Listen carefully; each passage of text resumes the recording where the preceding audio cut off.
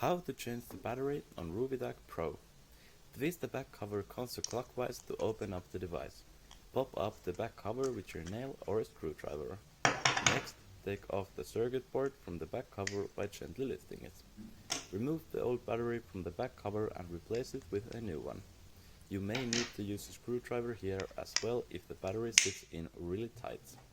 Insert the circuit board to the back cover by placing the small gap into the kiting pin on the back cover. You have to push the circuit board so that the lights blink. Make sure to place the bigger wing to the bigger hole on the front cover and twist clockwise to finish the setup. If the battery comes off with the circuit board, just take it off by gently pressing on it. Then continue normally. We recommend washing your hands before changing the batteries and avoiding unnecessary touches directly to the battery with your fingers, as in the worst case scenario, the grease from your hands can drain the battery quickly.